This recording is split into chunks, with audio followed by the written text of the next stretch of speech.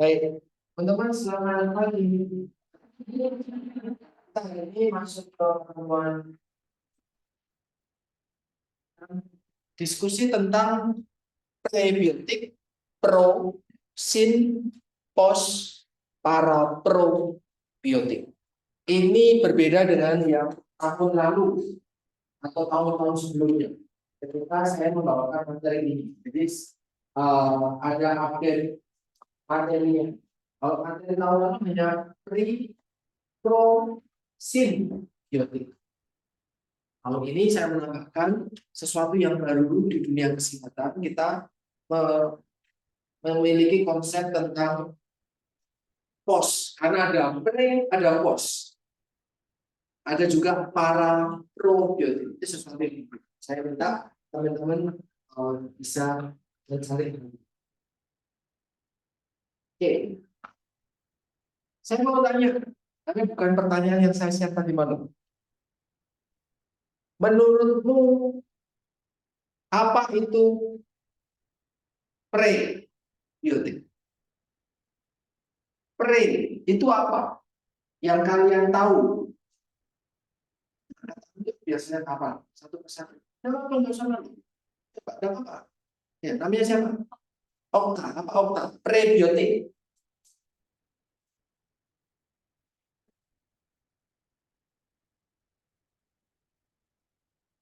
Oke.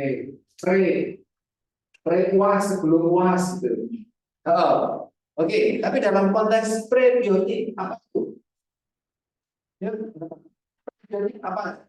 Saya nggak meminta definisi yang satu. Apa yang kalian tahu tentang prebiotik? Anyone? Nggak usah googling kalau hari ini. Prebiotik, now. Yuk, prebiotik. Oke, kalau nggak tahu prebiotik, sekarang probiotik. Jangan sampai terbalik. Ada pro. Probiotik. Apa itu probiotik? Pernah dengar probiotik? Apa yang kalian pernah dengar tentang itu? Angkat tangan, ngomong. Yuk, yuk. Ini materinya cukup padat soalnya. Ini bukan. Please, nggak usah diskusi dengan temannya. Dengan saya saja diskusi. Ya, probiotik apa yang terlintas di pikiranmu ketika membaca probiotik? Apa itu probiotik? Ayo, 2023 pro. Pernah dengar atau belum? Apa yang kalian dengar tentang probiotik? Katakan dulu, Pak. Saya nggak mau ngomong. Saya nggak dibiasakan, dididik. Ya, soal itu saya itu mencoba. Ya, saya mendidik kalian berani. Ya, apa Mbak? Senyawa apa? Yang kamu tahu tentang probiotik. Ketika saya tanya probiotik apa sih? Kamu pernah dengar probiotik di mana? Tentang apa? Oh, ini itu yang saya tanya. Nggak harus benar, nggak usah khawatir. Ya, sekarang baca.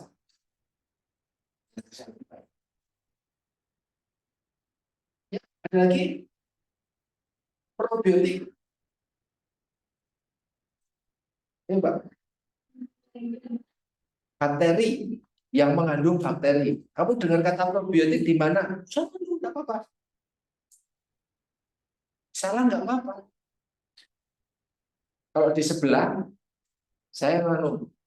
Kalau kamu benar, tak kasih nilai puas 10. Hanya dengan ngomong-ngomong kayak gini aja. Nggak ada lulus di mata kuliah saya. Sebelah. Satu. Oh, biasa. Ya. Pernah dengar itu di mana? Waktu belajar biologi dulu. Probiotik yang kamu tahu adalah yang mengandung bakteri. Keras ngomong. Ya. Ada lagi? Nggak apa-apa, enggak apa-apa. Ngapain jangan salah? mental orang yang dijajah kok takut salah. Enggak berkembang kalau kamu takut salah. Ini bukan sekolah lagi, Mbak. Ini udah kuliah. Kuliah itu benar-benar udah ngomong speak. Kalau kalian ilmu ke lapangan nanti silakan. Pengen apa sampaikan. Tahu apa sampaikan. Itulah bukan sekolah. Ya. Apa yang prebiotik dari sini? Pernah dengar prebiotik, Mbak? Sama sekali belum. Ada yang pernah dengar probiotik di sini? Dari metode yang suci probiotik pernah dengar belum? Nah, di mana? Nah, tahu tentang apa kamu perihal probiotik? Apa yang kamu tahu tentang probiotik? Satu dua kata aku nggak apa. Probiotik.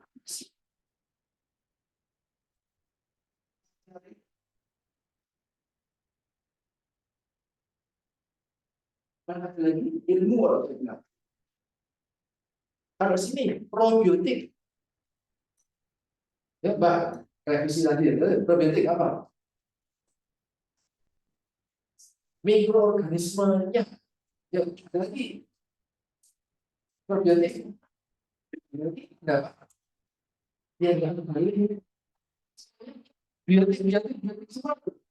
Nanti mungkin pernah dengar antibiotik, ada lagi. Ya, maka kan yang sama dalam biotiknya. Biotik itu apa sih? Biotik itu lingkungan hidup. Bio. Lingkungan hidup di mana? Ya di tubuh kita. Dan apa namanya konteksnya di dalam tubuh kita. Maka kan ini pendukung biotik, pendukung lingkungan hidup di dalam tubuh kita. Nah, bagaimana cara membedakan? Ini O, ini E, ya kan? Nanti kalau kamu ngomong O,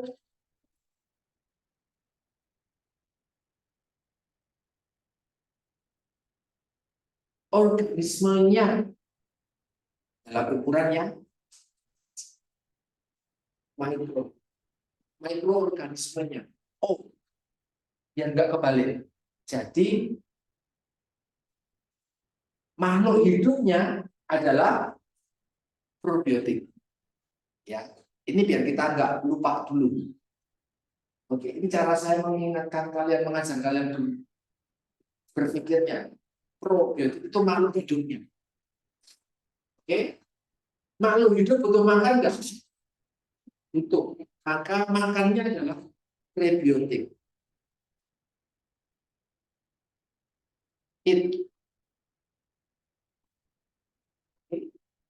Cara jembatan proteinnya, kalau nggak tahu, jangan diingat. Kita jelek untuk mengingat. Probiotik organisme, maka makhluk hidupnya. Makhluk hidup butuh makan. Makannya adalah prebiotik.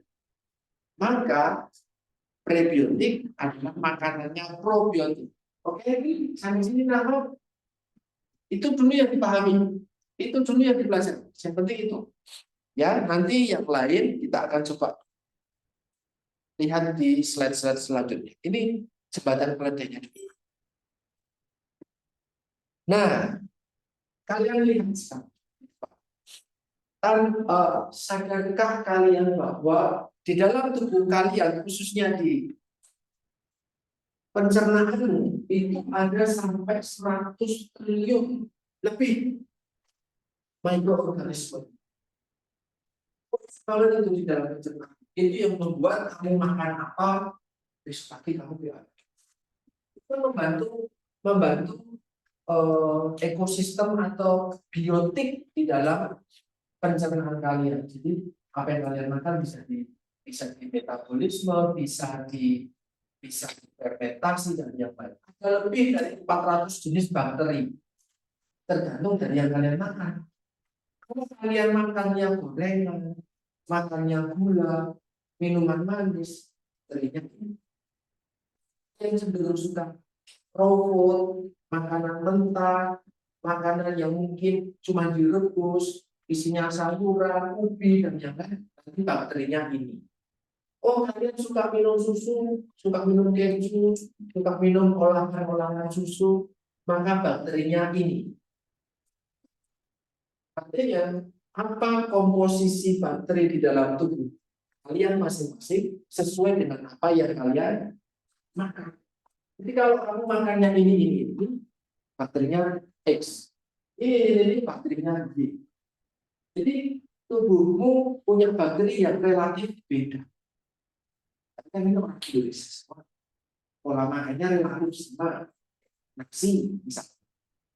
Beda lagi dengan bakteri probiotik di dalam khusus orang asing, orang luar negeri manusia yang mungkin lebih suka makan kentang, mungkin lebih banyak makan daging, mungkin lebih banyak makan terigu berupa roti, ya kan? Beda kalau kita kan nasi, itu akan berbeda bakterinya, oke? Bakterinya masih berbeda. Nah, di sini disampaikan ada lebih dari 400 bakteri. Beberapa di antara dari 400 itu membantu tubuh kita tetap sehat, membantu menjaga kesehatan, tapi banyak di antara mereka justru berbahaya. Kebanyakan bakteri bisa bikin banyak sakit perut, kalian makannya sembarangan di pinggir jalan. Kalian beli makan di pinggir jalan yang belum tentu dicuci dengan bersih, pernah diare, pernah tipes, saya tanya, ada yang pernah penyakit tipes? 1, 2, 3, 4, 5, 6, apa? 1 tahun lalu ada bulan lalu, apa Mbak? 1,8. Yang 6 bulan lalu, 1 tahun lalu. Berarti selama kuliah ini sudah enggak, belum. Tipes, apa yang kamu tahu tentang tips? Disebabkan karena kamu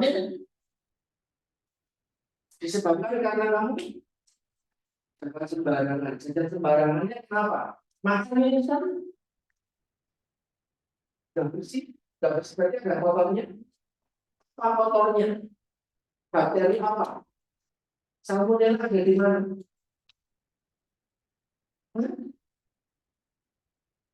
Telur mentah. Telur mentah di telurnya di bagian mana ada salmonella-nya? Kuning telurnya. Di dalam kuning telur ada salmonella. Nah, saya ingin tahu jawaban kalian.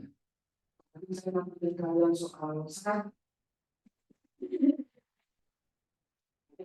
Kalian soal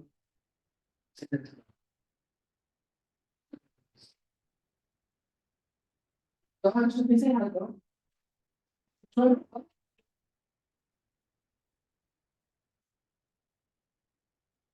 Tahu orang harus hidup baik dan sehat, dirinya sendiri. Salmonella ada namanya tipes, penyakit tipes, tipoid sama demam tipoid disebabkan karena Salmonella paratyphi atau Salmonella typhi, ada 2 jenis. Salmonella ini bukan untuk kalian karena ini just to know, itu mata kuliah selanjutnya. Tapi ada hubungannya sama potensial dangerous. Salmonella paratyphi ada di mana? Ditemukan di Salmonella paratyphi dan typhi hanya ada di fesesnya siapa?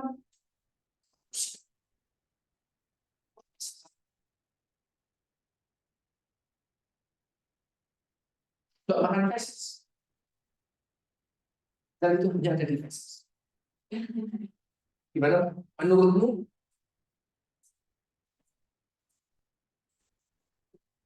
Oke. Itu airnya bisa tercemar. Oke. Nah, dari air sumur kok bisa sampai tipes? Makanannya pakai air. Biasanya kan dari sumur terus dinampung dulu kayak di gentong. Dan pastinya panas. Bakteri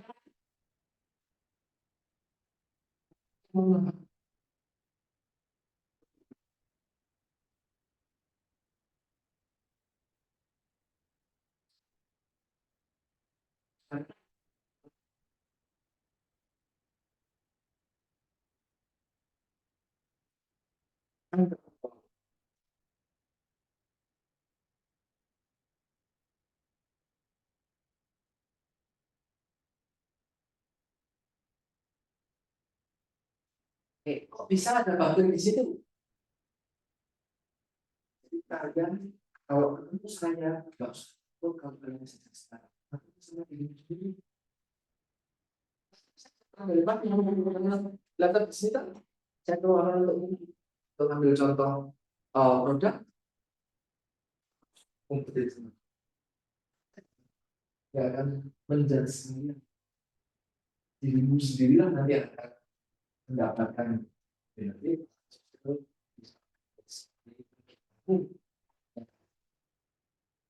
Yang namanya salmonella, paratipiatatipes hanya ada di feses manusia. Kok bisa? Mungkin kita BAB sudah di WC, sudah toilet. Tidak seperti orang lain yang mungkin masih di ladang, kali dan yang lain. Di selokan. Nah, kok bisa? Betul tadi yang disampaikan Mbak Clara. Yang disampaikan sama Mbak Clara. Sumur, kalau sama septic itu bisa filtrasi bakteri yang lari ke sumur. Ini meracun, mencemari sumur. Sumur ya airnya cuci. Air cuci mungkin menurutmu gelas piring sendok sudah bersih, tapi ternyata bakterinya.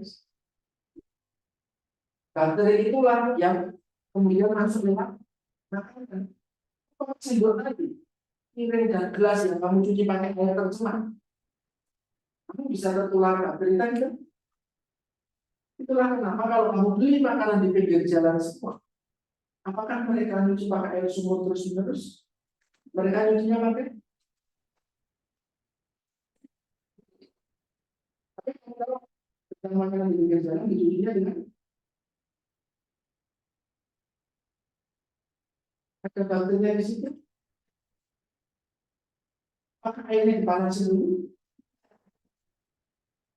Cuma pakai ember 2 atau 3, mereka coba sebelumnya pindah lagi. Apakah airnya pasti bersih? Kalau kamu lolos di rumah yang sempit, apakah septic sama sumurnya berjauhan? Di kos-kosan banyak yang jadi semuanya bukan selalu berangkat dari makanannya, berangkat dari diri belum bersih. Tapi makin gede risikonya kalau kamu di pinggir jalan. Tapi di pinggir jalan bukan tugas saya untuk makan. Ya, seperti itu. Dikatakan makannya sembarangan, salmonella. Oke, makan tipes itu punya mahasiswa. Iya, karena mahasiswa.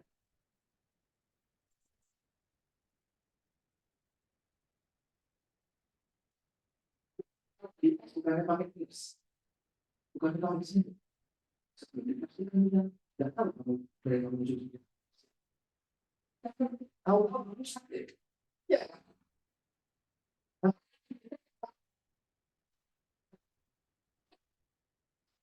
tahu saya tidak sakit coro. Waduh, pas hidupnya sudah habis. Saya bisa mendapat. Toh kamu merasa itu tidak ada yang lain. Itu tidak di itu yang itu di proses manusia. Ya, jadi kan kamu nanti pas kamu titik mana muncul? Yes. makan di rumah makan, warung makan yang tersedia. Mungkin kita nggak sekarang dulu kebiasaannya masak di rumah mungkin nggak sampai mendidih. Air didih, tapi gelas air nggak dimasukin air didih. Ini kemarin bilang, saya nggak tahu di mana saya nggak sendiri. Iya, rumah makan proses.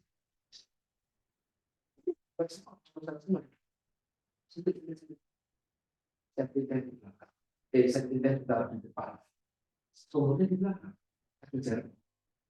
Oh, ada jaraknya Pak? Iya, dengan sertifikat tetangga, dengan sumber tetangga, ada yang masuk. Nah, itu bakteri ada di saluran tetangga. Beberapa di antaranya yang jurus, yang makan tips. Apakah enak kita sehari tips? Bahkan bisa meninggal untuk kena bayi-bayi. Ini pasti bisa sampai dalam tubuh mungkin baik.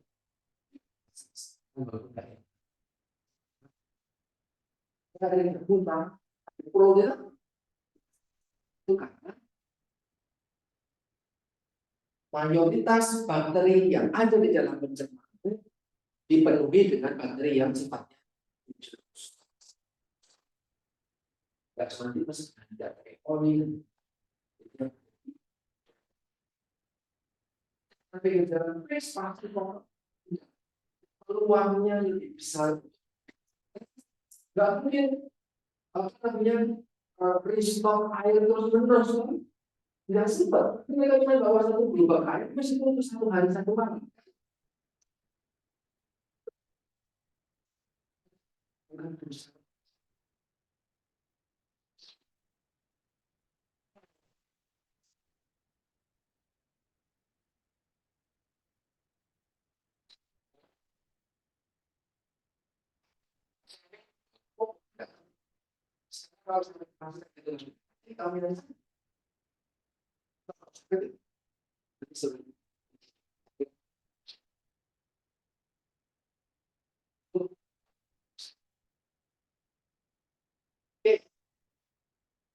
Program susu formula dengan prebiotik yang dan informasi masih di file yang sudah saya bagikan.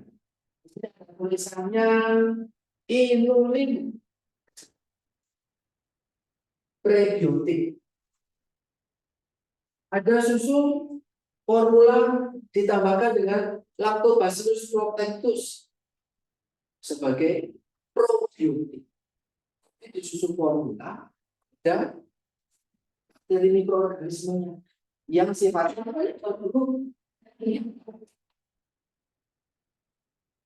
bakteri ini butuh makanan dong. Susu ini selain ada probiotiknya, dia ada inulinnya.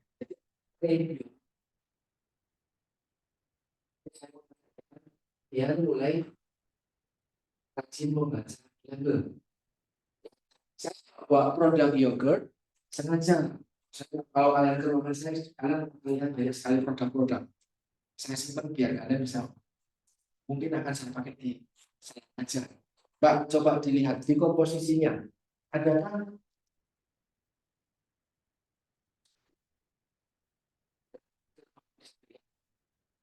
ada bakteri di situ, Mbak? Di komposisinya. Apa itu?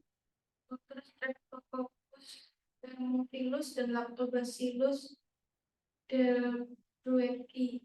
Ya, ada Lactobacillus sama ada Streptococcus. Jadi di sini ada, maka ini produk dengan kandungan. Ini probiotiknya ini bukan. Ini produk dengan apa probiotiknya? Di sini ada Lactobacillus, ada Streptococcus bulgaricus. Ya, ada Lactobacillus bulgaricus, ada Streptococcus thermophilus. Ini maka banyak dengan minuman probiotik ini memberikan manfaat buat kesehatan. Tapi minum, makan probiotik aja, apakah cukup? Kenapa? Ini bakteri probiotik, ada bakteri probiotiknya. Makan ini biasa sehat. Ada bakterinya. Jadi di usus saya biar bakterinya isinya bakteri yang baik aja. Oke, kami usus kita ini kan ya cuma segini aja. Itu tuh tempat tinggal bareng-bareng loh. Ada bakteri baik, ada bakteri tidak baik. Kalau banyak bakteri baik, bakteri tidak baiknya gimana? Kan terhimpit tuh, nggak punya tempat untuk tinggal. Karena mereka juga butuh tempat untuk tinggal kan? Nah, maka harus dibanyakin bakteri baiknya kan? Bakteri tidak baiknya kan jadi terhimpit, hilang. Sehat terus sembarangan. Bakteri jahatnya, bakteri negatifnya, atau kita menyebutkan sebagai bakteri patogen, itu kan jadi meningkat kalau kita makan bakteri secara tidak sengaja, ya kan? Jadi banyak itu bakteri patogennya, maka bakteri positifnya atau probiotiknya jadi berkurang. Nah, kalau saya tahu tentang itu, kita tahu tentang itu, kita jadi makan produk dengan probiotik. Apakah itu cukup? Kenapa? Kenapa nggak cukup? Saya sudah ngomongin tadi di awal. Kenapa nggak cukup kalau kita hanya makan probiotik saja? Hmm? Ada pendapat?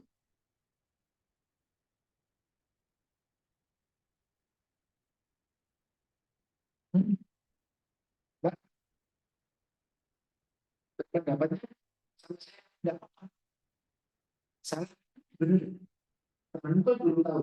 Jadi jangan kita validasi teman. Ya. Makan, minum produk probiotik sudah cukup atau belum? Sekarang saya minum dua produk itu iklannya dengan Lactobacillus casei Sirona strain. Produknya yang berarti probiotiknya ada probiotiknya. Itu kan ada probiotik. Kamu makan atau minum itu aja, apakah sudah cukup? Hmm? Kenapa?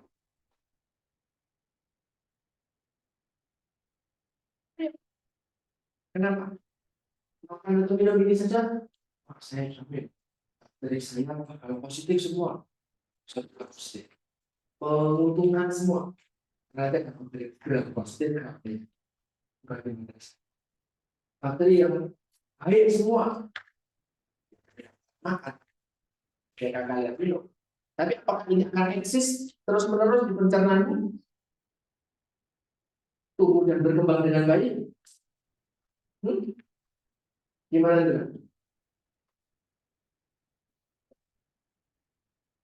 Fokus, otaknya dipakai, logikanya dipakai. Pencernaanmu ya apa adanya sekarang. Kita terus kan kamu tahu manfaat kesehatan dari probiotik itu setelah kuliah ini hampir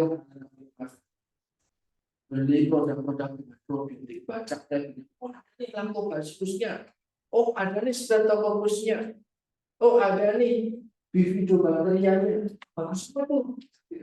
Minum rutin. Bismillah. Cukupkah hanya dengan mengonsumsi bakteri probiotik? Cukup? Apa? Minum harus. Besok ya. Dia akan tinggal dan hidup pencernaanmu dengan baik. Gimana bias?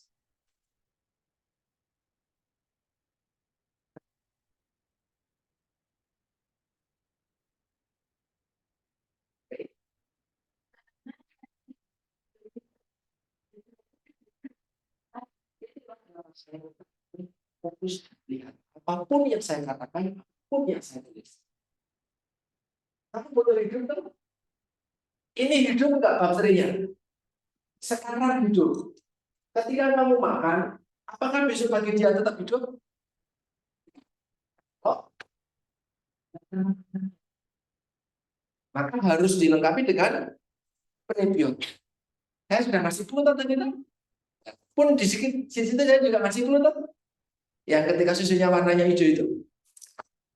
So, fokus. 100% fokus. Ya. Jadi bakteri, kalau kalian hanya mengonsumsi bakteri saja, tidak bisa. Kenapa? Dia akan mati. Karena butuh yang namanya substitusi. Butuh yang namanya prebiotik. Untuk dia bisa tetap hidup. It yang dimakan oleh organismenya. Oke.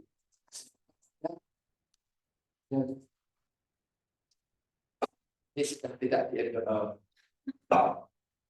harusnya bukan topik prebiotik. Ya, ini makanan dengan kandungan prebiotik. Jadi kalau kamu hanya makan minum ini saja, dia hanya tinggal hidup ketika habis kamu makan aja. Habis itu mati. Karena nggak hidup. Harus makan prebiotik. Jadi ini mensuplai. Oke, itulah mereka pro. Ya,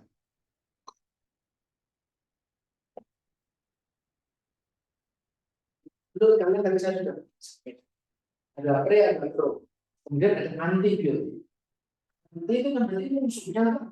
Maka ketika kita mengonsumsi menerima antibiotik, apa yang terjadi pada antibiotik?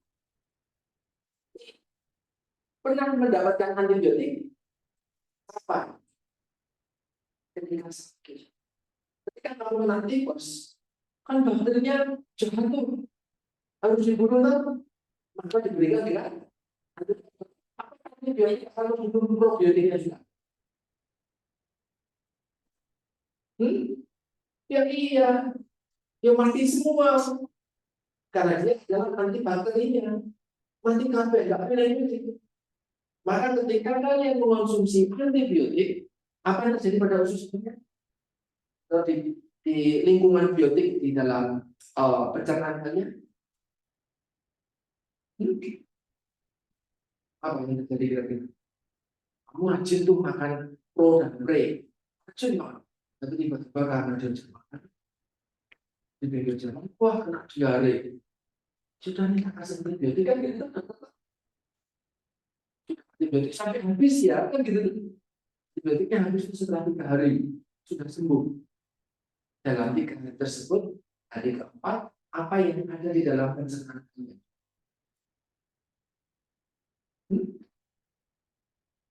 Tidak.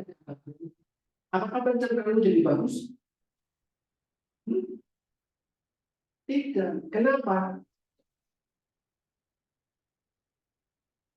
Jadi selesai. Itu habis hilang. Tapi probiotiknya masih ada, mati kosong meneng. Padahal tadi di depan saya sampaikan hidup 100 triliun bakteri.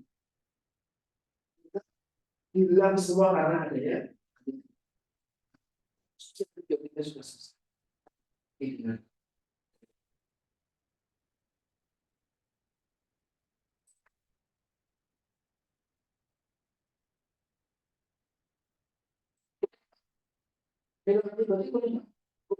Silakan silakan dengan resep. Tapi ingat, antibiotik akan membunuh semua biota dalam tubuhmu. Mati, mati. Ganti dengan yang baru. Supply dengan sesuatu probiotik. Probiotik diganti dengan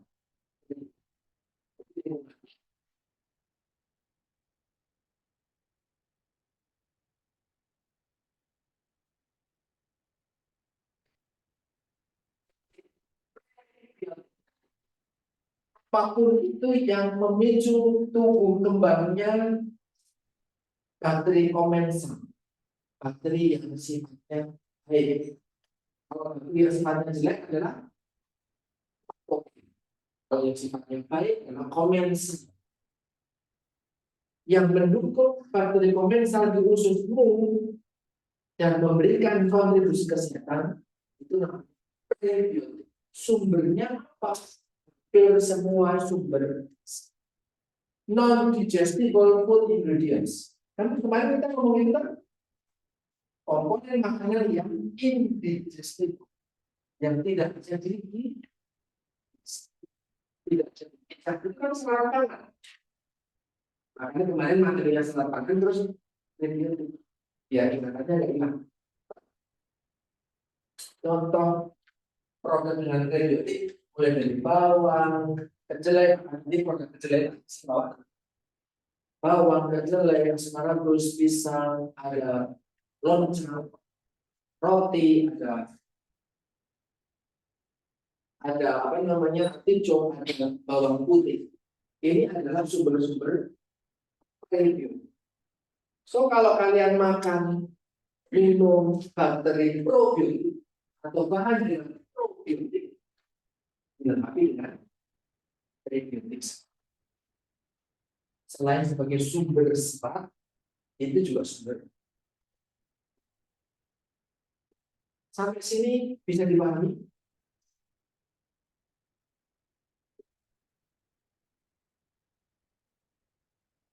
Kemudian tipe-tipe prebiotik. Prebiotik itu kita serat yang ada soluble. Jadi serat larut hanya bisa dikonsumsi oleh mikroflora di usus manusia. Contohnya ini fosgos. Ini susu dengan fos. Pernah dengar iklan itu yang diomongin susu ini dilengkapi dengan fos dan untuk oligosakarida, galakto-oligosakarida. Ini contoh produk prebiotik fosgos. Jadi ini yang saya mengajarkan ke kalian mulai hari ini. Deklarasikanlah sebagai mahasiswa di sini. Apa yang kalian makan, apa yang kalian minum, isinya apa? Enggak cuma kuliah-kuliah, enggak cuma kuliah-kuliah di sini. Isi ini sekarang menjadi bahan, menjadi perkuliahan yang sedang trending. Diminati begitu banyak. Nanti malam di Twitter diheboh. Pemerintah kota X memberikan kuah sup hanya untuk stunting 4,4 miliar. Ya, jadi brand itu stunting. Jadi bahan besar. Ya, jadi transmisi harus. Ya. Ada aneka macam oligosakarida, fosfos, mos, emos, silo dan ini ada substratnya masing-masing. Ada di sukrose, laktose, pati, silar, dan di kedelai. Jadi itu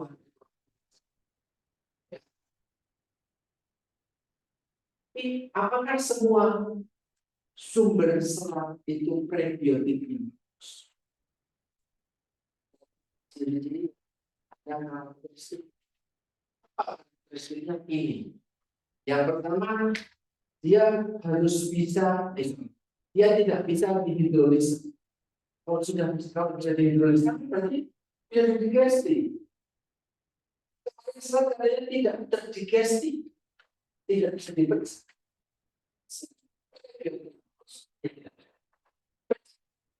Hidro itu air, lisa itu krisis. Ini nggak bisa. Orang itu tidak jadi. Sehingga dia bisa mencapai khusus bisa tanpa ada perubahan. Ya. Kemudian substratnya juga selektif sehingga tadi bisa memicu terbiasa makan bakteri usus. Dan biasa makan kentang bakteri usus. Biasa makan gorengan, sekarang sekali sayur-sayur sumber prebiotik tadi, itu usus bakterinya.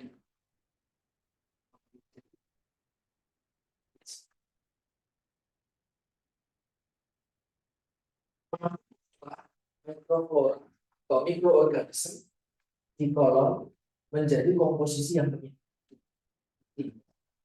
banyak bakteri kompleks dibanding bakteri. Bakteri lainnya nggak makan prebiotik. Jadi lebih sakit. Probiotik lain. Semakin banyak prenya, ada pokoknya berkembang. 100 triliun di petani sudah bakteri.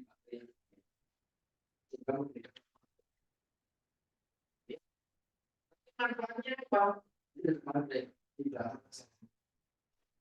Ini prebiotik manfaatnya apa? Oligosakarida memberikan manfaat sebagai prebiotik. Buat apa? Jadi akan mengenhance misalnya bifidus. Bakteri kelompok bifidus ini yang dimaksud. Kelompok Streptococcus, kelompok Lactobacillus. Ada kelompok namanya bifidus. Ya, itu adalah tiga bakteri probiotik yang sering konsumsi. Bifidobacteria, Lactobacillus, Streptococcus yang paling sering. Sekarang ya, kita ngomongnya prebiotik itu akan meningkatkan metabolisme laktosa. Jadi kalau kalian merasa konsumsi susu hanya sering konsumsi susu, produk-produk dari susu, keju, yogurt, dan konsumsi prebiotik itu membantu digesti laktosa. Saya laktos intoleran. Maka kalau saya mengonsumsi laktos, apa yang terjadi? Saya laktos intoleran. Saya mengonsumsi produk susu. Apa yang akan terjadi pada saya? Ya, kenapa?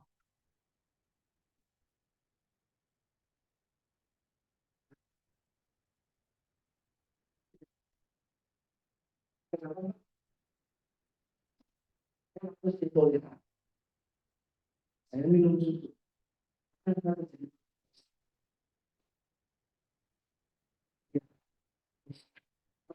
Bakteri negatifnya, bakteri jahatnya banyak. Nah, tapi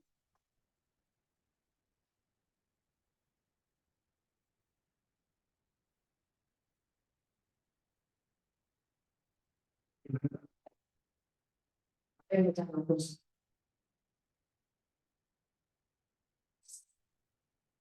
Ada yang suka konsumsi susu.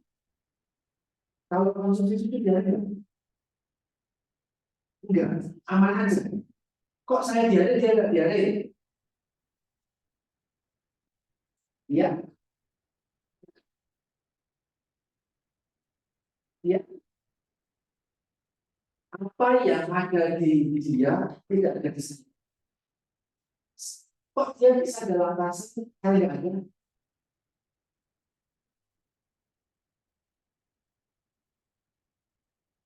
Rasa ya, enzim yang memecah laktosa dia ada karena bisa jadi dari kecil konsumsi. Dulu kita konsumsi langsung ada laktase di tubuh kita ketika kita bayi. Dan normalnya kan bayi bisa konsumsi susu kan? Oke aja kan bayi konsumsi susu secara normal. Tapi setelah saya lepas dari isi, saya mungkin tidak konsumsi susu lagi. Ya kan? Apakah ada laktosa masuk ke tubuh saya saat itu? Tidak. Kalau tidak masuk ke tubuh saya, Ngapain tuh saya bikin laktas? Kan nggak ada laktosa data.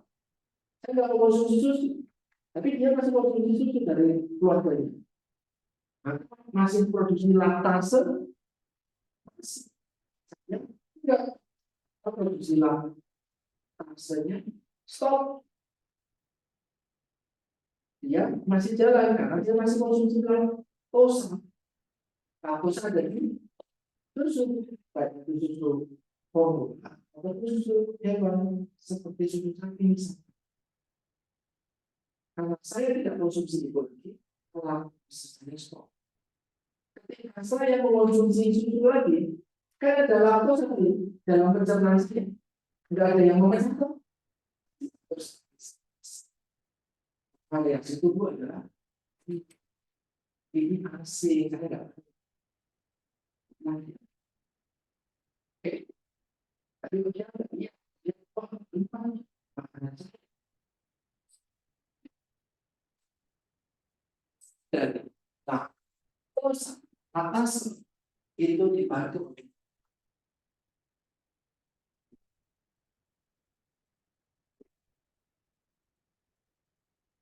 meningkatkan penyerapan mineral, meningkatkan rasio LDL ini, meningkatkan kolesterol, menurunkan kolesterol karena darah, glycemic response, pH, racun, karsinogenik. Ini kalian baca 1, 2, 3, 4, 5 di materi kemarin. Kita manfaat dari serat laut. Dia membentuk gel buangnya ke seluruh tubuh sehingga kalau kamu makan sebarang dan kotoran plastik dan yang sampai mikroplastik dan toksik dibuang ke seluruh, dibuang dari tubuh, dibuang lewat fesis. Jadi sehat, pencernaanku jadi bersih, nggak ada mikro, nggak ada racun, tidak jadi. Ya, kita bisa nanti kalian lagi biar gak sadar. Jadi harapannya buat kalian jadi takut buat saya, tapi tidak bisa. Jadi kalau kalian ada istilah makan sama jajan sama di situ repot. Ini tidak boleh, itu tidak boleh, tidak mau, itu tidak mau. Jadi akan ada fase seperti itu. Teman-teman akan dipakai aktivitas terkait dengan makanan. Oke, itu pre-diabetes. Ya, something, ada sesuatu yang ingin disampaikan. Oke, bisa dipahami ya. Mbak, di depan namanya siapa? Sorry, Maru. Maruina. Maruina siapa? Halo. Halo. Siapa nama panjangnya? Maruina. Apa keduanya? Bibit.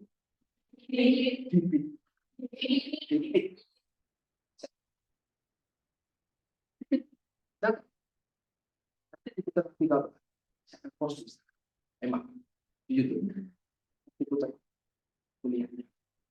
Oke, itu tadi prebiotik, makanannya, sesuatu yang dimakan, sesuatu yang ditujukan untuk meningkatkan pertumbuhan bakterinya. Kita ngomong soal bakteri. Probiotik, organisme, itu cara menghafalkan, ya, organisme yang hidup, terus hidup.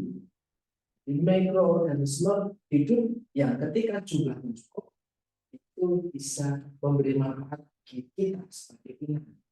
Kenapa ya? Hasilnya tinggal kita lupa. Kalau jumlahnya cukup. Aku mengkonsumsi itu tapi cuma setetes.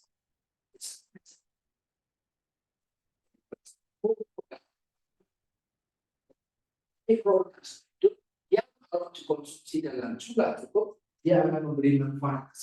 Itu adalah probiotik. Kalau hidup, kalau mati gimana? selama ini materi sebelumnya, kalau kamu nonton YouTube saya sebelumnya, yang tahun lalu, tanya views, saya ngomong ilmu yang kemarin bilang ketika mikrobanya mati, bikin bikin dapur dimasak, proses dan yang lain, spray dan yang lain itu contoh, dan mungkin sampai dimasak dipanas, bakterinya mati nggak? Mati lah. Terus dikonsumsi kamu ada dasar ini kita bakterinya sudah tidak serasa semua tuh. Dulu ada informasi bahwa ketika mikrobanya mati sudah tidak memberi. Dulu kan tidak lagi memberi makan karena dia sudah, itu ilmu kemarin. Saya mau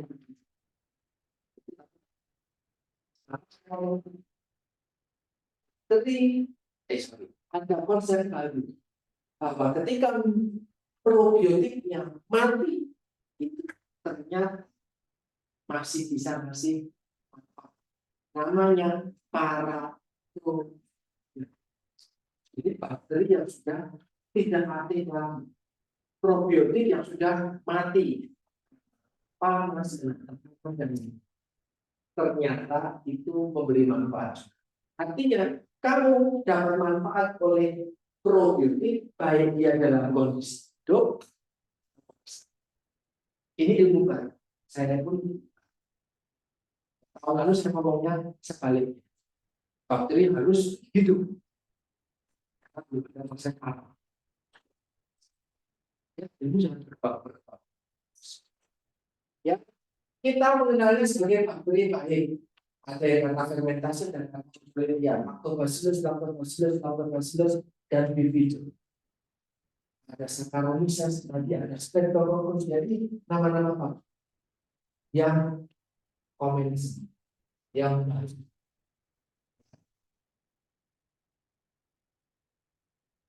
Bagaimana disebut baik? Yang efektif. Jadi kita bisa manfaatkan. Oh, sini. Oh, sini. Ekoli. Salmonella. Berarti itu masih yang efektif. Itu probiotik kalau dia masih positif, dia nggak patogen, dia nggak bikin sakit, dia nggak bikin toksik. Kamu kasih dia obat.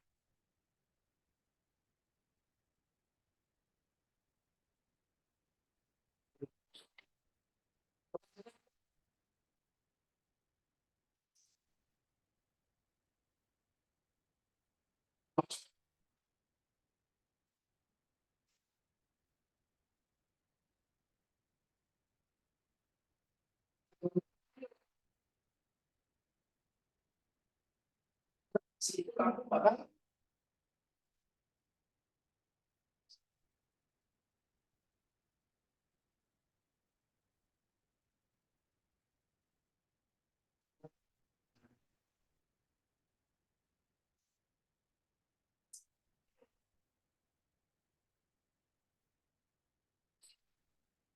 bakterinya tuh, tapi memberi manfaat positif, menghasilkan toksin, maka termasuk probiotik. Padahal dia mikroba, padahal ada di tempe, bukan di tempe. Ya, dia dari manfaat selam. Ya.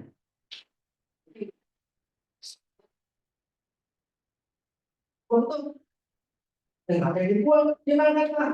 Mas. Tapi jadinya muncul toksin, dikonsumsi maka jadi waktu itu bisa itu apakah ini probiotik? Ya, ya.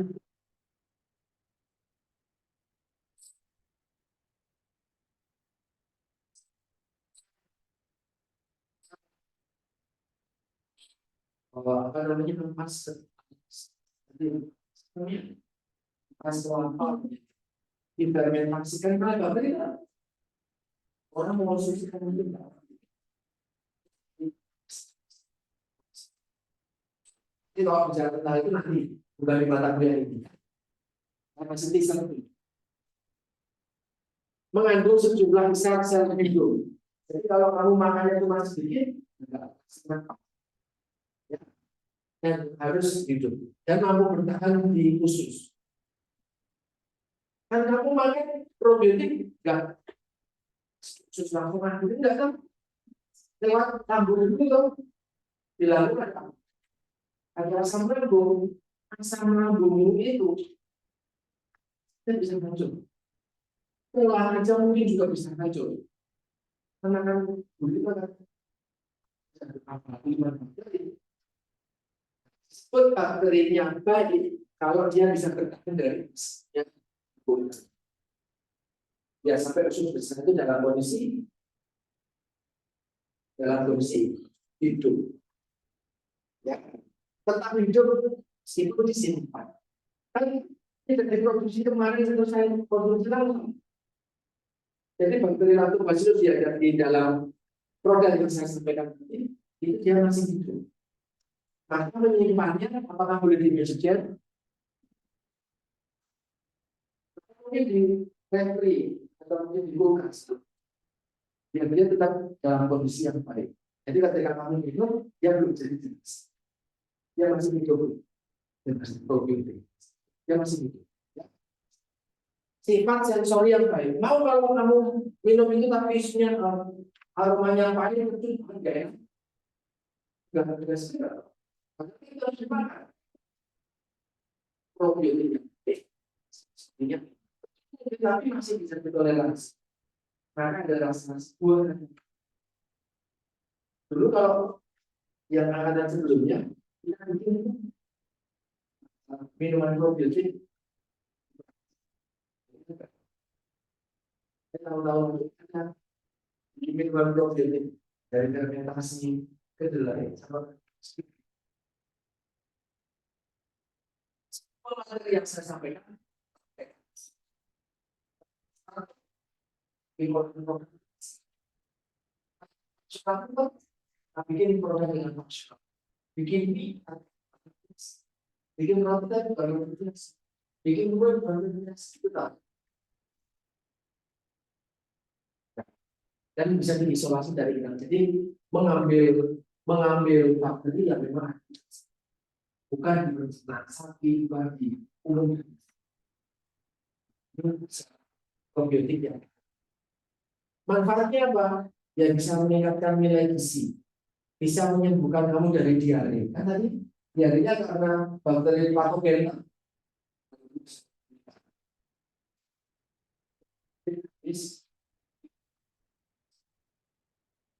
Menghambat pertumbuhan patogen dan transformasi. Memproduksi vitamin khususnya B dan K. Jadi kalau kamu konsumsi probiotik, probiotik akan memproduksi vitamin B baru. Dan dia kan kemudian hidupnya, maka kemudian hidupnya probiotik memberi sesuatu yang disebut dengan vitamin.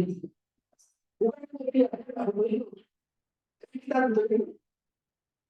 Maka kalau kita konsumsi probiotik itu vitamin B dan K kita meningkatkan sistem imun spesifik non spesifik. Ini kita akan diskusikan terkait dengan neurologi.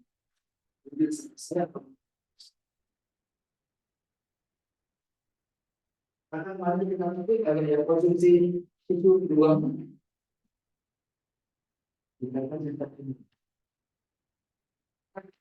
Konsumsi itu kemarin dengan kopi kami ikut-ikutan. Gimana Pak? Oh kamu merokok terus dikasih keluargamu susah beruang itu. Tapi bisa dilarang, bisa diambil logika, bisa. Tapi sebenarnya apakah harus susah beruang? Tidak. Selama dia mengandung probiotik, dia bisa meningkatkan sistem imun spesifik dan saya akan diskusikan tentang itu. tapi menjadi lebih. Kemudian menstimulasi imunitas di pencernaan. Ini sama hubungannya dengan memproduksi short chain fatty acid, ya, butiran asetat karbon. Nah, dia bakteri itu dia dapat prebiotik, dia makan kan fermentasi prebiotiknya. Hasil dari fermentasi kemarin ada bentuk flatulensi. Hasil fermentasi berikutnya adalah short chain fatty acid. Berikutnya vitamin B. SCPA ini juga kita dapatkan sebagai mengurangi alergi juga. Kalau ada yang alergi di sini, saya juga punya alergi. Alergi di sini, apa mbak? Oh, kalau kena paracetamol apa yang terjadi? Enggak. Tahu berarti sudah tahu kalau dengan paracetamol. Alergi di sini alergi. Amoxicillin, kalau kena amoxicillin antibiotik loh. Kalau kena amoxicillin maka ada lagi apa? Alergi panas.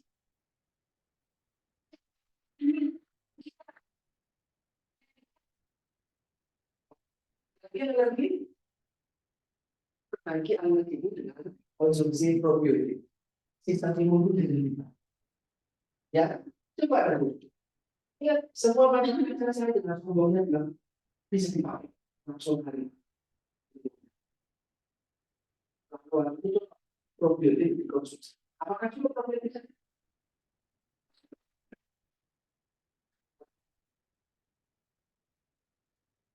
Lebih toleran.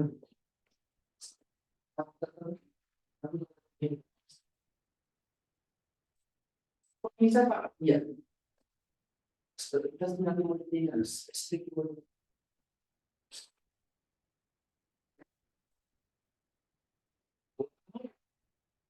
Setiap kali kedinginan, setiap kali kena moms, itu dulu. Putih hari.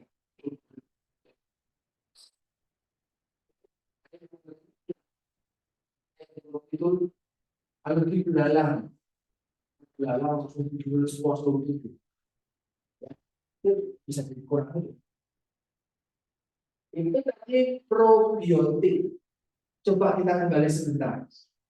Probiotik organismenya hidup dengan makan pre. Penghasil fermentasi itu hasil dari fermentasinya adalah short chain fatty acid, gas, vitamin B, vitamin K, dan mungkin hal yang lain. Betul? Ada hasilnya tuh. Hasilnya disebut postbiotik. Oke? Jadi, ya. Jadi postbiotik adalah hal-hal atau hasil metabolisme dari apa? Dari probiotik seperti ini. Jadi ketika kalian mengonsumsi probiotik itu menghasilkan sesuatu dari kalian dia ini dari tubuhmu, maka dia akan menghasilkan zat-zat. Dan itu kita postbiotik ini salah satunya adalah short chain fatty acid atau asam lemak rantai pendek. Ada 3 asam lemak rantai pendek yang memberi manfaat luar biasa buat tubuh kita. Yang pertama adalah sehat, yang kedua probiotik, yang ketiga butiran. Nih lihat, kalian makan, sayur-sayuran. Jadi makan sayur-sayuran ada probiotiknya. Dia akan menghasilkan asetat probiotik butiran di pencernaan usus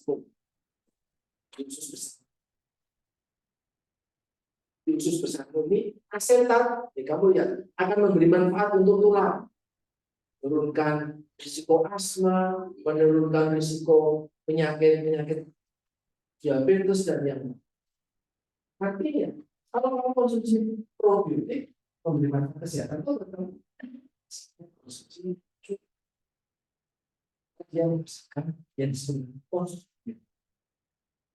sampai sini memang ini materi baru buat saya tuh postbiotik kan tapi parah tuh postbiotik ya postbiotik ya short-chain fatty acid ada 3 asetat propionat butirat asetat propionat butirat ini memberi manfaat menstabilkan glukosa jadi orang jadi tidak terkena risiko penyakit diabetes. Orang jadi meningkat lingkungan kolonnya, jadi lebih pH-nya itu jadi lebih baik. Jadi bakteri patogennya stay away. Lu pergi jadi sehat.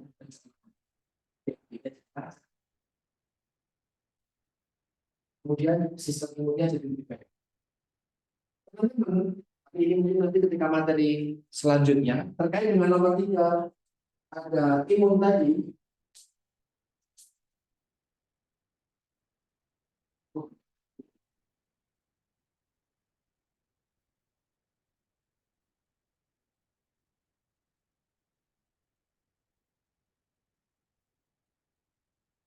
Tadi makan susu beruang, minum susu beruang. Padahal kalau COVID itu kenanya organ apa yang rusak terganggu karena COVID? Pernapasan. Mau makan, padahal tuh makan itu kan perut, pencernaan. Pencernaan sama pernapasan itu ada sambungannya. Ada sambungannya enggak? Pernapasan itu kan hidung, trachea, masuk ke bronkus, bronkiolus, alveolus, wes. Kalau pencernaan, rongga mulut, esofagus, lambung, usus besar, kolon, itu wes ada nyambungnya enggak antara pencernaan dan pernapasan? Ada enggak? Ketemu, ada enggak?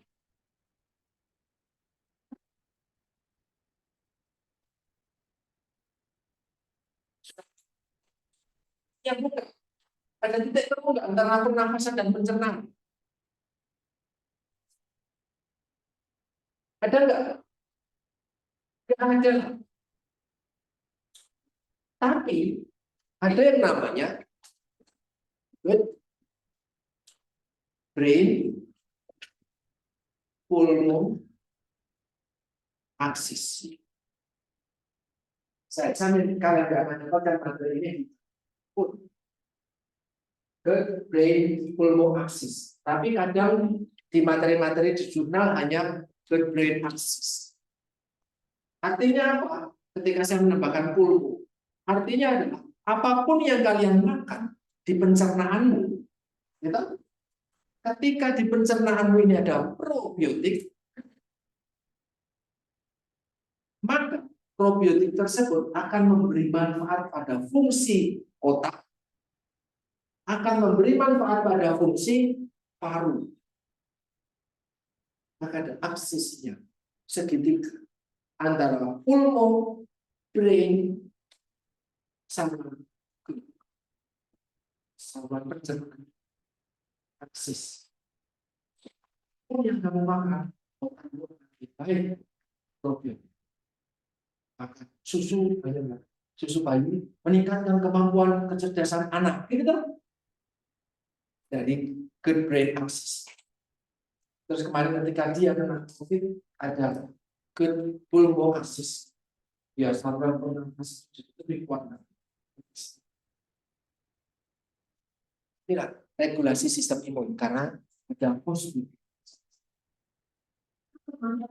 Ya, nanti mungkin di mata kuliah saya kita akan diskusi soal good brain axis, good brain pulmo axis. Brain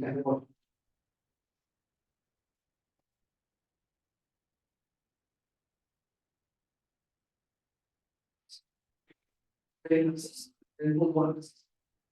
Ini ketika COVID kemarin didiskusikan banyak.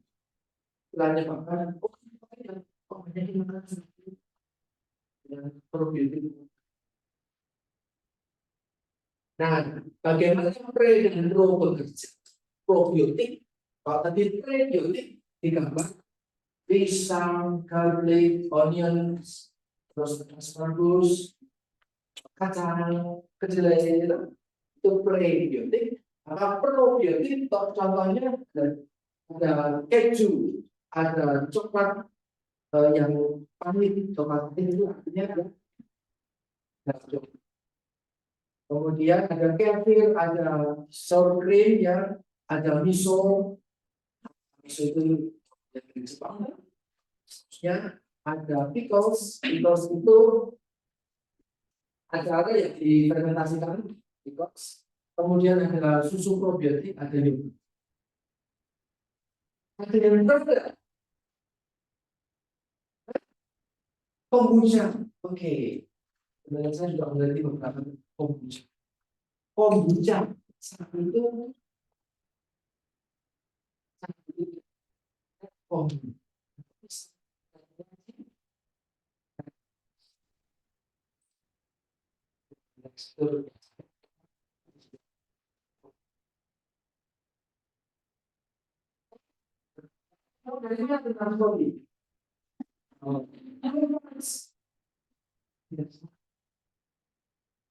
Ya, bakteri yang membuat fermentasi pada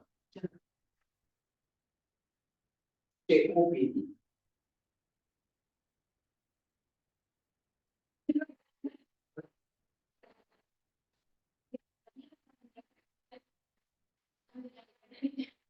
Bakteri itu bisa bertumbuh dan berkembang. Yang kegiatan. Oh.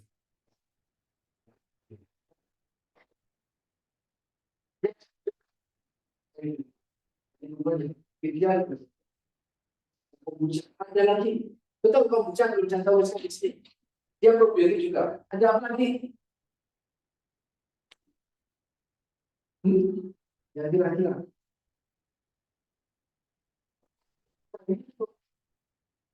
Tempe itu probiotik. Ya, ya. Ada masih itu organismenya? Hah?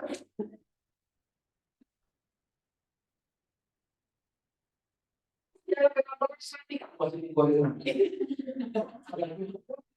Benar apa? Tapi tempe goreng dalam probiotik, betul? Probiotiknya sudah pasti. Tempe segar apakah probiotik? Bukan dari kodongnya, daunnya. Nah, itu kamu makan loh sebenarnya. Bisa dari sumber probiotik. Kalau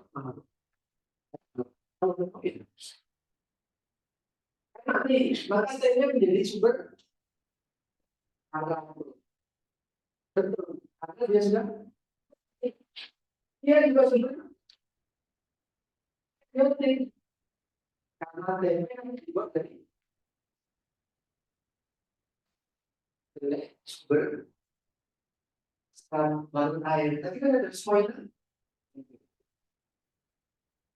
Asalnya rusak nggak kalau digoreng. Prebiotiknya rusak nggak kalau digoreng. Enggak. Yang protein. Inilah yang jadi prebiotik. Terus prebiotik dia sebagai penyumbur. Yang probiotiknya bisa dia bisa memicu pertumbuhan probiotik dia seperti ini. Probiotiknya dia akan berkoloni. Enggak cuma di intestinal kalian, di mulut kalian bakterinya loh.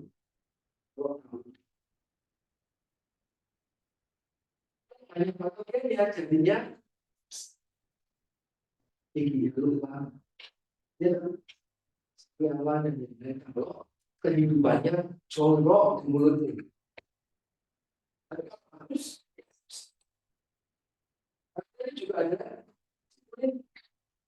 yang lebih oh, keringan bukan kering,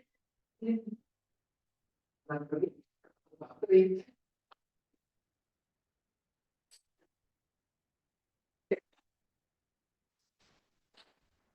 Stop. Minum. Setelah saya memberikan semua materi kuliah, ini itu tentang bekal kalian lakukan, bekal saya. Kamu punya pasien ya, tidak dua kalian. Jangan tambah deritamu, derita mereka dengan cukup saya yang jangan diri. Lalu justru nggak banyak yang nggak pakai.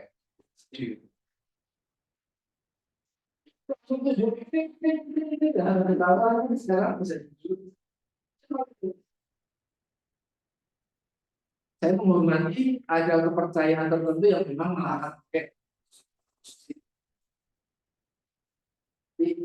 Oh, kepercayaan juga melarang. Kalau nggak pakai sudah terlibat dari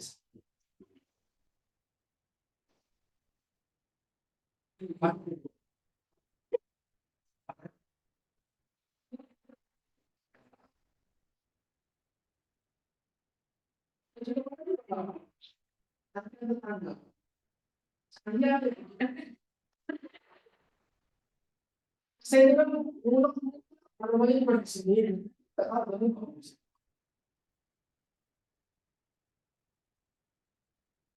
di sini. Di sini kita lihat di mulut, di kulit, di saluran tengah dan di organ genital, termasuk khusus perempuan. Di vagina itu banyak bakteri-bakteri kolonis sehingga menjaga kesehatan. Ini bukan vagina teman-teman, untuk tetap dalam kondisi yang sehat. Tapi kalau sakit, sorry, kalau banyak patogennya, maka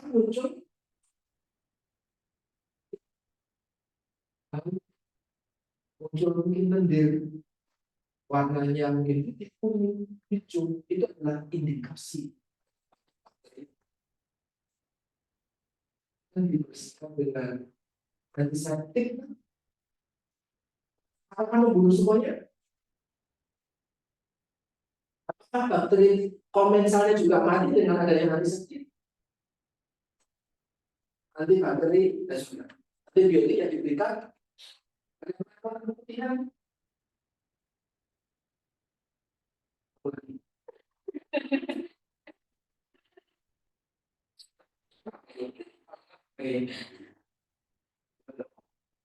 nah, saya akan menggunakan pembasuh dia tidak hanya membunuh yang membutuhkan ya kalau sakit ya disembuhkan dulu ya kalau sudah sembuh kita menggunakan obat.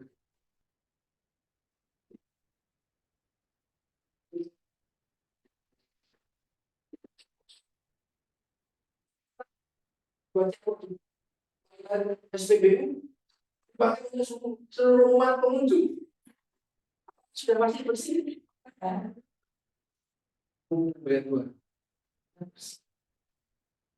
Ya, jadi terpapar.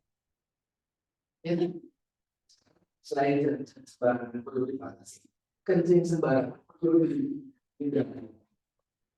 Kalau perlu bapak, buat saya bos.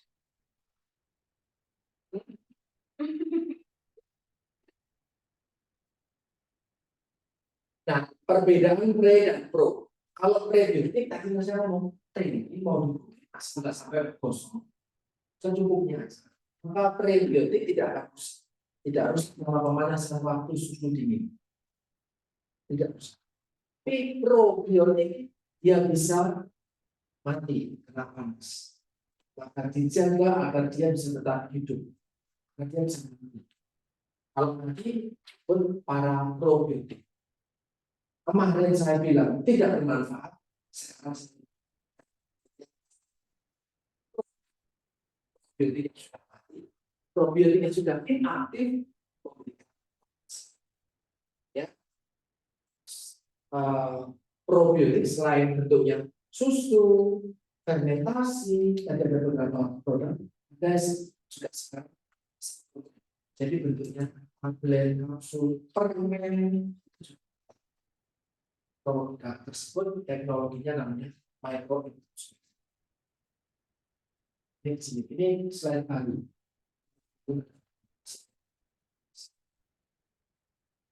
Ada ilmu baru. Namanya probiotik. Probiotik ketika dia hidup di dalam tubuh kita, dia akan menghasilkan metabolit-metabolit kita kenal sebagai postbiotik. Probiotik mungkin kena panas, mungkin kena tekanan, dia akan mati. Warna biru jadi warnanya abu-abu. Dia disebut para probiotik. Mereka semua memberikan kesehatan semua.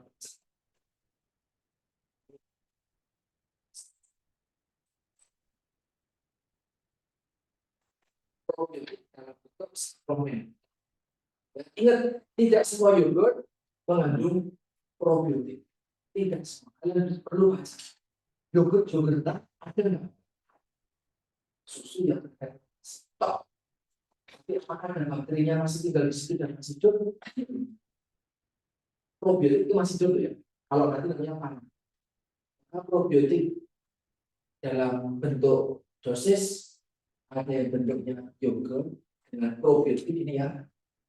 Kemudian ada tablet, kapsul, ada stick probiotik, ada permen, ada bubuk probiotik. Itu semua mengandung probiotik dalam bentuk mereka. Kalau kecil-kecil ini seperti kapsul, seperti butiran kecil-kecil. Nah, butiran kecil-kecil ini sebenarnya ada kapsulannya, ada apa namanya, selubungnya. Buat apa selubungnya itu? Di dalamnya ada probiotiknya. Kenapa dia membutuhkan selubung? Gimana Pak? Dari melindungi dari, betul, melindungi tapi dari tubuh, melindungi dari bukan kerusakan tubuh. Kamu minum lagi virus. Ini kan produk untuk dikonsumsi kan? Nah, langsung probiotiknya kan? Bukan dalam bentuk tempe dan yang lain. Nah, ini dilindungi oleh kapsul selubung. Ini melindungi, kapsulnya ditujukan untuk melindungi dari, tadi sudah dibilang bahwa pencernaanmu itu luar biasa kuat. Kalau bakteri tok yang mati, maka dikasih selubung microinfusion cepat sehingga melindungi dari usus, dari asam lambung. Jadi ketika sampai lambung, permennya sampai lambung, lambung tidak juga. Lalu nanti ketika di usus besar sudah stay, dia bisa hidup lagi usus besar. Nah, itu konsep sederhananya microinfusion. Sampingnya juga kebanyakan organisme bisa. Kalau bisa.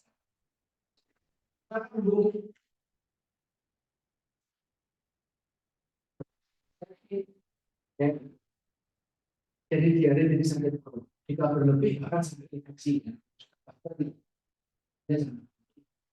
Mentang-mentang suka, iklannya saya minum dua, ternyata dua yang isinya 5 itu.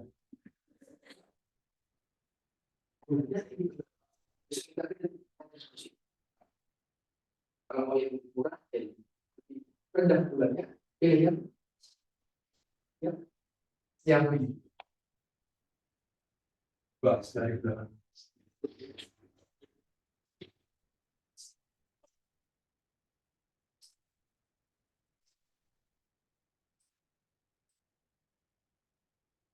probiotik cukup tinggi.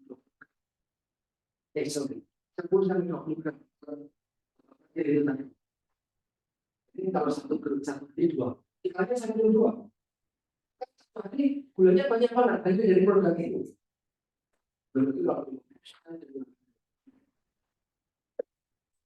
Kamu sehat dari sisi probiotik, nggak sehat dari sisi glukosa darah itu.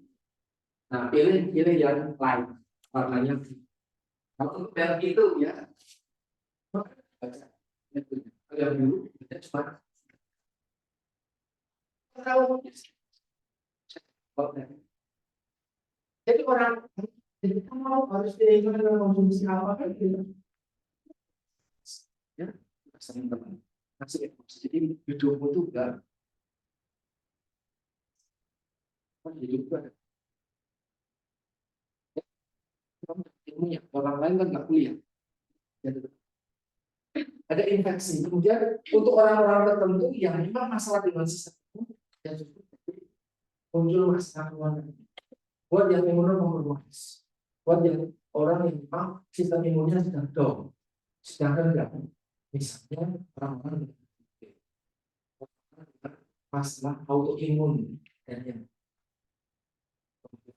dilaporkan memberikan keluhan seperti ini. Ya, buat orang-orang yang memiliki penyakit bawaan dan gangguan imun, dia menggunakan obat konsumsinya itu akan bisa. Jadi masih edukasi enggak sebar gaduh untuk semua orang. Sebar yakin semua. Benar. Kita sampaikan. Probiotik betul sehat, menyehatkan, ya benar benar. Kalau seperti kalau setiap kali mengonsumsi probiotik, saya diare terus. Atau mungkin sumber probiotik nanti harus bentuknya susu fermentasi. Because kombucha mau coklat kalau mau jadi artinya coba googling bakteri di kimchi.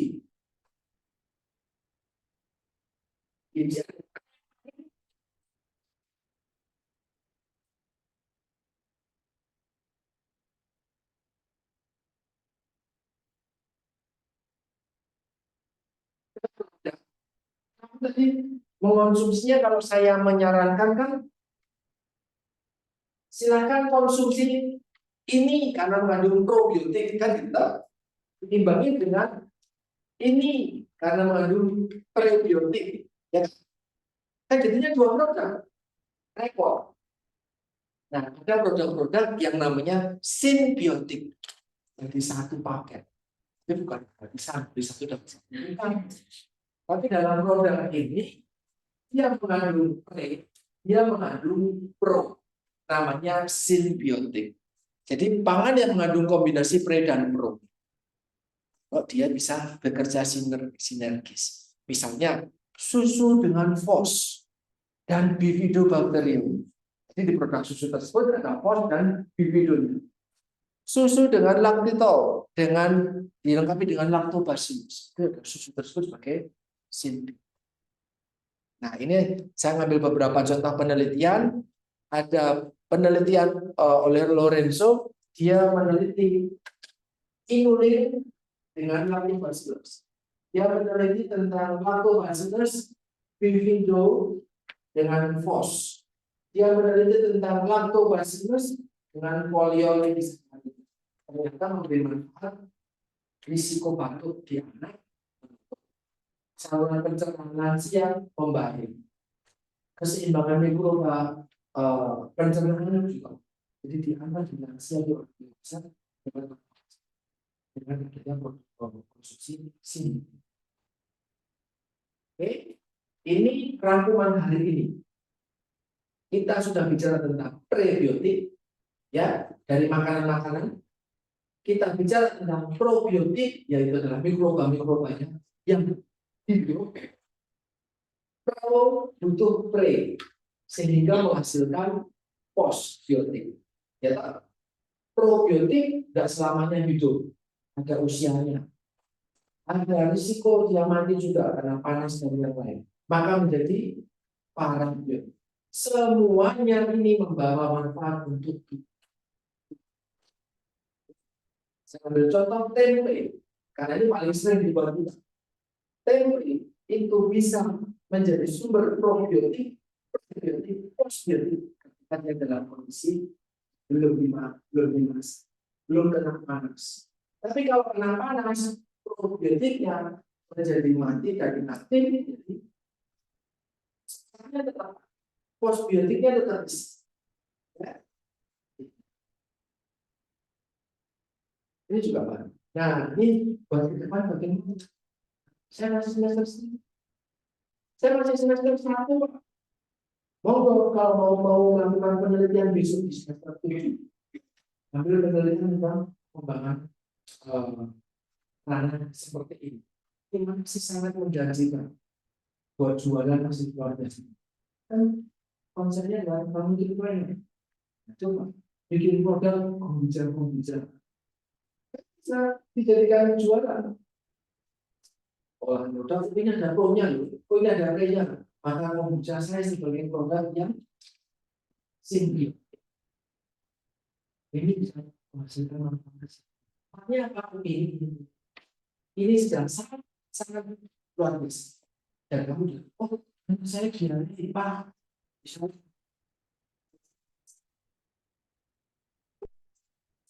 coba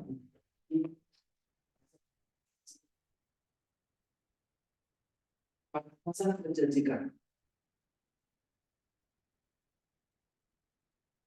Ini konklusinya, ini ke depan akan sangat growing consumer awareness. Jadi ke apa ya, kepedulian masyarakat tentang kesehatan itu semakin lama semakin meningkat. Jadi mereka sering mengonsumsi produk-produk berdasarkan baik. Oh iya, bisa menjadikan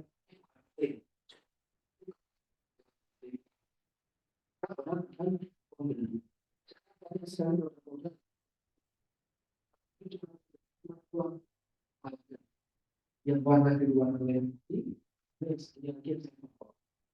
itu diminimalkan cuma ada 2 merek tersebut sekarang dari juga yang dari kami Greta itu produk luar biasa banyak. Jadi butuh labeling bahwa produkku mengandung bakteri ini, produkku mengandung prebiotik. Susu kedelai yang dijual di sini itu prebiotiknya. Susu kedelai ada prebiotiknya. Susu kedelai ada prebiotik karena mengandung seratnya dari susu ya, namanya susu itu dari kedelai. Apakah kedelai punya kedelai? Bisa meluruskan ya masyarakat ya. Bukan susu kedelai, tapi sari kedelai. Bukan susu almond. Ya, kalau kita tulisnya ini butuh labeling. Oke, pas. Ada yang mau tanya? Dok, saya bikin kantor. Siapa tuh? Oke, ada sudah cukup? Sudah bisa dipahami? Kita dapat ilmu yang baru hari ini terkait sama jajan sebenarnya. Untuk perbaiki konsumsi pro dan pre. Itu dari saya teman-teman. Terima kasih. Selamat siang.